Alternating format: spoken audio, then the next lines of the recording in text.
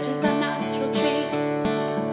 Hope for your garden blossoms, blooming soil sweet.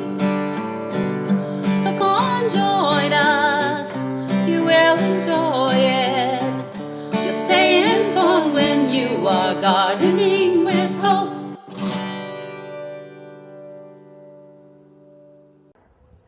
Welcome to this edition of Hope for Your Garden. This week I'm going to be taking pumpkin planting to a whole new level.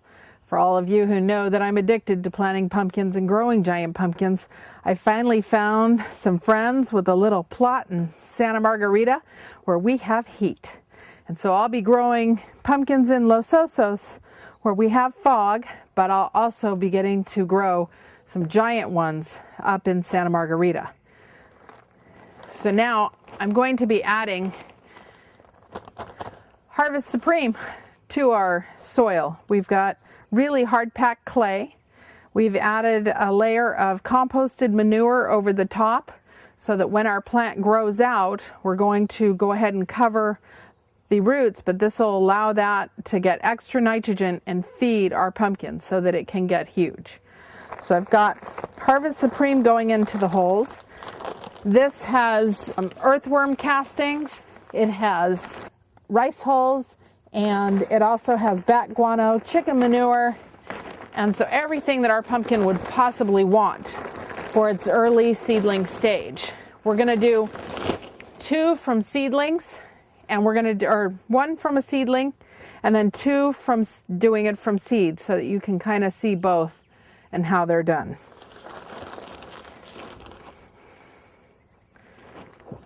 Now I'm going to add a layer of composted mushroom compost. And this is going to give us a little extra mycelium and mycorrhiza, which are the funguses that will allow the plant to get huge and do great. It's also going to add a top layer of moisture and will help break down any of that manure that's there. And so this will just get incredible huge pumpkins.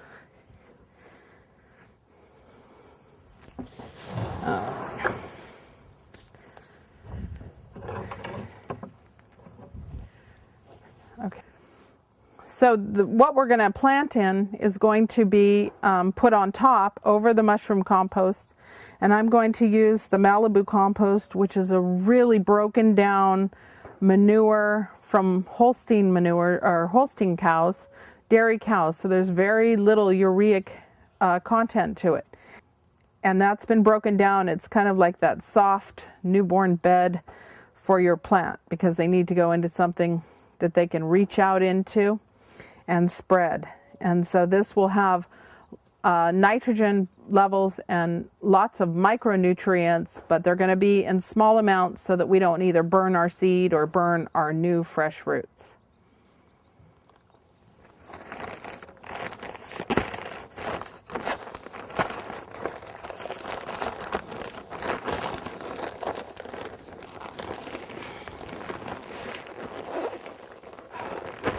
Oh, so pretty. So I'm going to dig just a little tiny, you can mound these up quite a bit or you can make them a little smaller. And then I'm going to kind of make a little indentation that's going to hold our little bed of biodynamic poo or biodynamic compost. You can also use this compost. You would use a cup to a gallon of water and you soak it overnight. And then you have tea basically, and it works beautifully for watering in your new plants. You can also make the biodynamic tea or tea using one of the other really organic fertilizers that has microbes. Use about the same rate, 1 cup to a gallon of water, soak it overnight, and then I use about 1/4 cup of that in with a gallon of water, and you soak your seeds. You take a little cup of that, soak your seeds for about 4 hours, and then plant them in, and they'll pop up right away and they'll be so inoculated with the microbes that they'll be stronger and better than all your other seeds. So one of the huge secrets to growing pumpkins is using mycorrhiza and azospirillum. and you can be a moron. The more you put on, the better it does. So be a moron. More on and more on and more on. When the plant grows out, at each section that we bury, we're going to go ahead and add more mycos and more azos, and then that will help feed the plant as that little section roots out. But to start, I'm going to add about a 1/4 cup of azos and about a 1/4 cup of mycorrhiza. And this section I'm going to do my 3 little seedling starts. And these are seeds that we started, and they're still just starting to sprout out. And these were done early last week, so they still have about 4 more days. They're just starting to pop. And these are done in the rock wool with azos on the bottom as well. I'm doing 3 seeds to a hill here. Oh, so sweet. We're just going to lightly bury those guys. And then we'll come back and we'll water them. We'll draw our heart. I'm going to pull back where my water source is going to be. Okay. I'll take these now. So this is a pumpkin that we're buying in a little liter quart container. And if you get them like this, you need to make sure that you pull off any blooms when you plant. Otherwise, all of its energy will start to go to that. And we really want it to start putting out growth first before we let it go to bloom. And so for the first couple weeks, you could actually cut off any blooms until you get about 6 feet of plant growth. And then you allow it to go ahead and set its fruit. And then you let it set about 3, and then you pick the one that's in the best spot, turned better facing the sun, and that's the one that we're going to choose. So we're going to come back in about 3 weeks and pick our pumpkin from that spot. And so I'm going to do basically the same thing. I'm going to plant it in my hole. I'm going to add the azos and the mycos.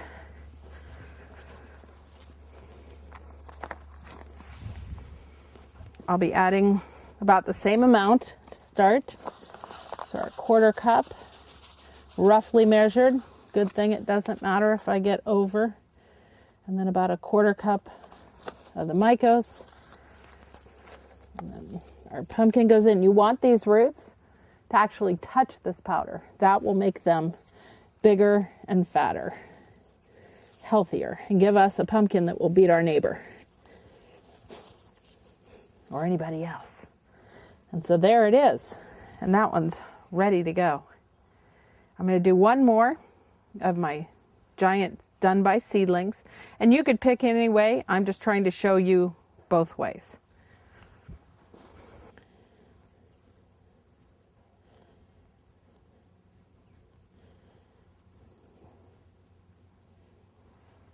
As long as you know, I'm doing 3 seeds per hill, just in case anything happens to one. As long as you know which vine goes off, you can leave all 3 growing, but you do want to feed. Eventually, if you can cut out the other 2 and sacrifice those so that your vine, your best out of the 3, does the best. If you're not concerned and you just want to grow your kids some really big pumpkins, I mean, easily you can get to 100 pounds with these and have 4 or 5 on the vine. If you want that big 1,000-pound, 1,100 pounder, then you want to keep it to 1. You want to cull the other ones off. And the little baby pumpkins are the best squash to cook. You can slice them, put olive oil on them, fry them. They're a wonderful squash. We don't even eat zucchini anymore because we just like baby pumpkins. It sounds so horrible. Going to eat the baby pumpkins. It's like, oh, the poor things.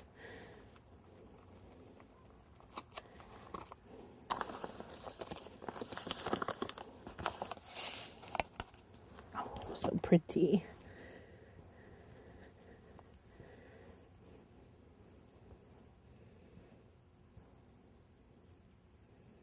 Where'd it go? There it is. Okay. I'm going to water these little babies in, a little extra, and then we're set to go. So we're going to lightly water this in. And then up here, I would guess that we're going to water every other day because we've put in really, really good soil. Another way is if you're low on water or you want to keep it to where you're not watering, you can add cornstarch, and you would add about a half a cup to this hole when you plant, and that will give you a couple extra days in between, so you're not using up as much water. So we're going to, you want to make sure that your plant is level with where the soil is and that it's not planted too deep or too high. So you want the soil that it was in to be level with the new soil.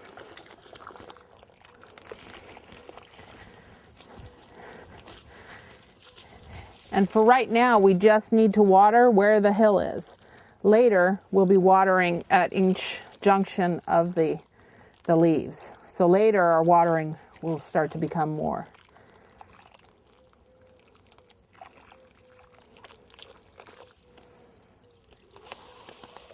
And that should do it.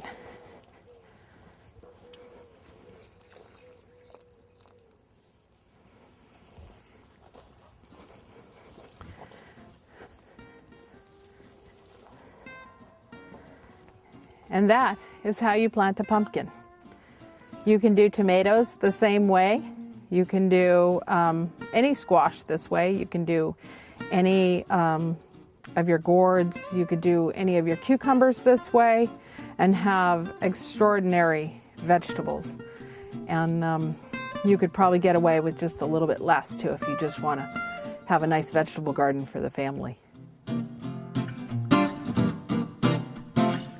So a lot of you called in or wrote in and wanted to know about how to do microgreens. And so we've come over to Bloom Microgreens, where Kara Wood, the microgreen specialist for the Central Coast, is going to explain how to do microgreens and what they are. Perfect. I'm glad you guys are here. First, we'll start off and just talk a little bit about what microgreens are. They are the first stage of growth of vegetables, herbs, lettuce, and it's just anywhere from 9 days to 3 weeks, depending on the variety. And they are one of the healthiest things you can eat. And so we'll go ahead and we're going to get started.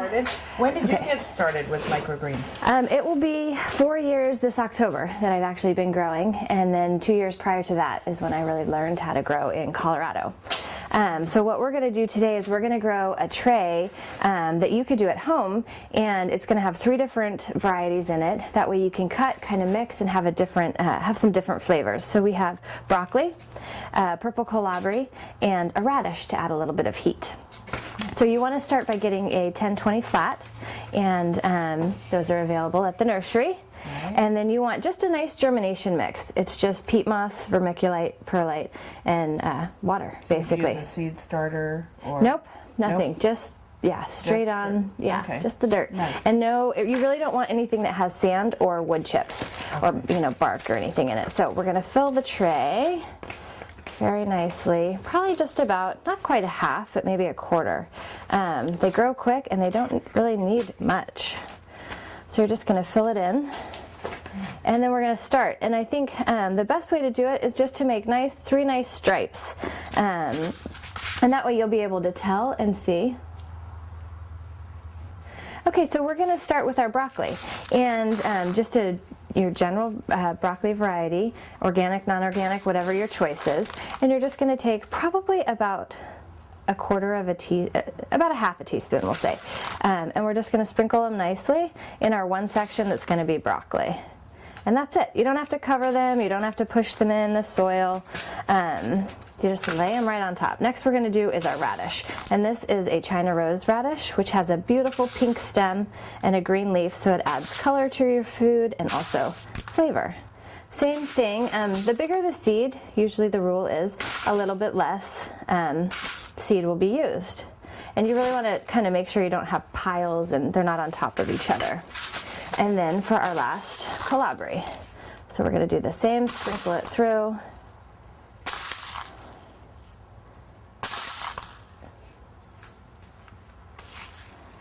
So we finished putting our colabri in the final. Then what you're going to do is, you know, if you're doing them inside or in house, you can use your little sprayer on the sink, but you just want to give them a nice light spraying of water.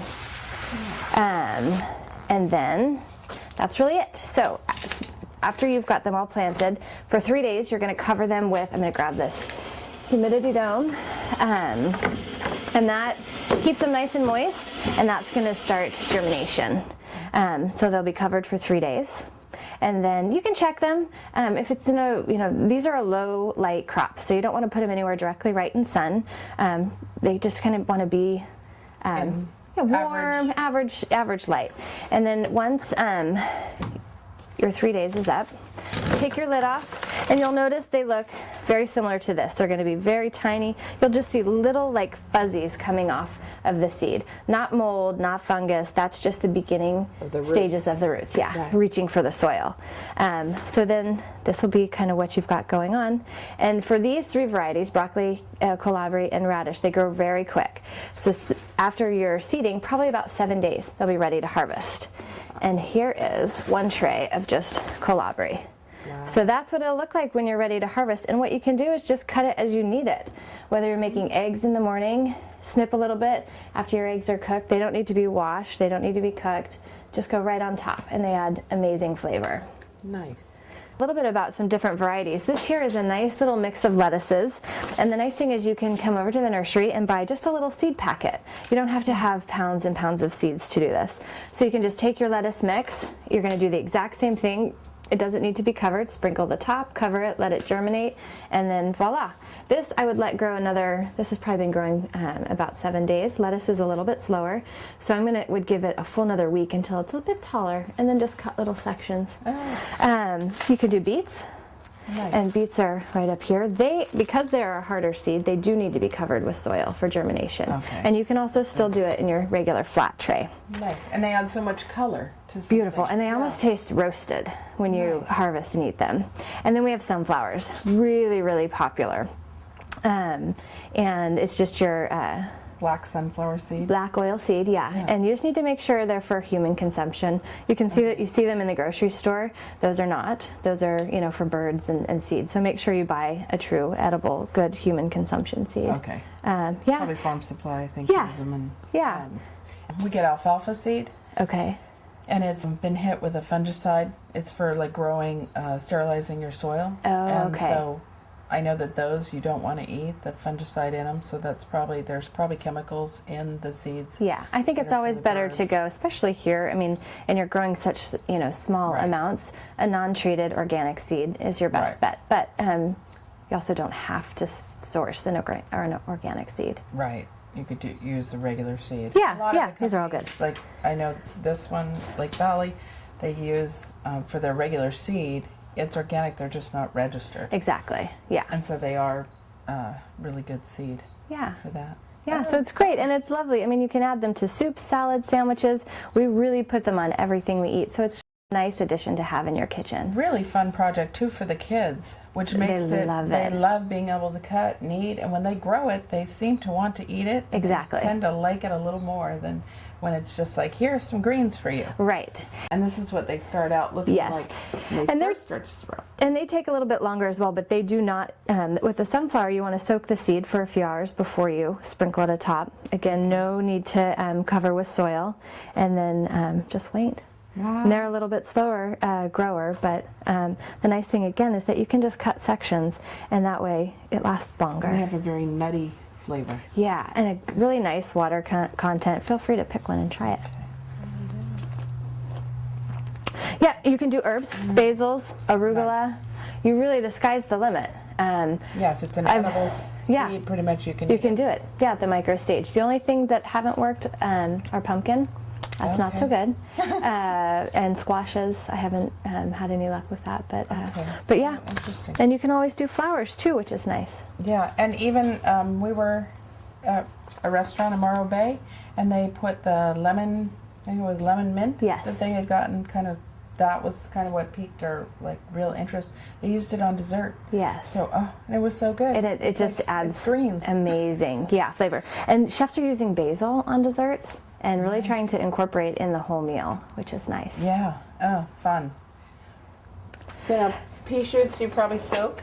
No, yes, I'm sorry, you do. You soak the seed a few hours, and then again, no need to cover the, and the chefs love them, and this just adds like such an amazing crunch and flavor to your dish. Yeah, they're really cute. Amazing. They're artistic. Yes. In the way that they grow, and they're just look so tender. Absolutely and are those beautiful. Peas as well? Those are, and those are just growing. So I have so many different stages growing in here just to keep the rotation up. Right. So these will be ready in about another 2 or 3 days. I like them a little bit taller. And you do garbanzo beans? I don't. I was going to maybe try some garbanzo beans. I tried some chia.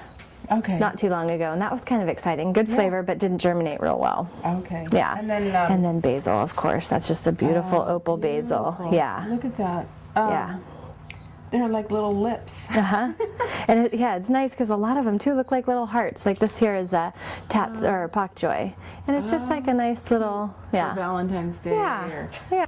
The difference here between these aren't what you would see in the store as sprouts. These are shoots. Everything's grown in soil. Sprouts are typically grown in water, and that's where people have more concerned about bacteria. They're highly regulated. So I do everything in soil, which takes that whole side out of it. Yeah, you don't have to worry about all the bacteria and everything that you do when you're growing in water. Oh, interesting. Yeah. So sprouts and shoots. And shoots. Yes, these are technically a shoot. Yes. We learned new verbiage. Yeah. New words every day. And it's it's constantly educating the consumer about that as well, and that's important when you have a product. You want them to know that your food is safe, right. And so it's good to educate. Amaranth, which is one of the oldest grains that we have, really similar to like a wild spinach, but just beautiful, bright red. So pretty. Yeah, and it's almost like couscous. You can actually cook the seed as well, just like couscous, and serve it. Really, really nutritious. Oh, yummy. Yeah, very mild. Yeah. What else interesting do we have? Now, do you have lemon mint growing? I do. Yeah, I have some lemon mint back here, and I have some borage, which is awesome. Get your borage seed. It's Oh, you have a bunch of it? Wild. So a little fuzzy, of course, but it's just like cucumber. Similar to, looks similar to the, so this is ready to harvest. That's yummy. So the way I found the borage is that I was trying to grow cucumber, and then you grow it, and it's so bitter. So I was like, what do I do? And then another grower was saying, grow borage, it tastes just like cucumber, and you get that same effect. Yeah. And that's got texture to it, so it's just interesting. I kind of feel like we're on like a little wine tasting tour, where you go in and taste all these everything. Incredible things. Yeah, it's really fun. What was that? So that was mustard. Yum. Yeah, almost like a Dijon flavor. Yeah. It's sweet and then it's spicy. And then arugula, which is hands down probably one of my favorites. It's just got a little bit of heat, but it's still got that nice earthiness. And the nice thing too is that it doesn't take a lot. It's just a few. And one adds flavor and just beauty to the whatever you're serving. Oh, and it has a lot of arugula flavor. Yeah. So it's pretty intense. Yeah, and some are a little bit more delicate, but generally I'd say once you harvest, 7 to 10 days. Nice. Basils are a little bit more delicate. Basil's delicate anyway. So those, you really want to, if you're growing them, just cut what you need. Let it continue to grow. Okay. Yeah. Because it just gets better. Yeah. It gets a little bigger, a little bigger, a little bigger. Yeah. Fun. And yeah, and the flowers are edible. And they're beautiful. So this is the lemon mint. It's a slow grower, and so it just little by little. That I think is probably a bok choy. Sometimes we get little stragglers in there. We just pick them up. There's an amaranth, and but yeah, the lemon mint is one of my chef's favorites for sure. Just beautiful. Good flavor, nice cleansing to the palate as well. And then we do carrot tops. Tastes just like a carrot. I do celery. Wow. Really, really amazing. And then cilantro behind you. Again, another favorite. But it's, I like to say they're big flavors in tiny packages because they're just the flavor in, this is all broccoli, which is one of the healthiest microgreens you can eat, full of nutrients, minerals, vitamins, anti-cancer agents. Really one of the top 10 superfoods. Oh, that cilantro is incredible. Isn't that amazing? Oh my gosh. Yeah. thing with microgreens is that the seed has just, it's just beginning life, so it's full of all the nutrients, and it hasn't shot off to the whole plant yet. So at that stage of growth, at the micro stage, they're super condensed, and that's why when you harvest, cut, and eat, you get all that. You get it all. Packed in there. Exactly. And they're calling them one of the top 10 functional foods. They've sort of switched the lingo from superfoods to functional foods because the way your body absorbs, you truly get the benefit of all the nutrients in them. Very cool. We're all going to get healthy. Yeah, and have fun while we're doing it. And it'll taste good. And we won't even know it. Exactly. Wow. Okay, so we're going to recap what you need. You need your 10-20 flat tray. Okay. Available at the nursery, yes, with the clear humidity dome. Nice.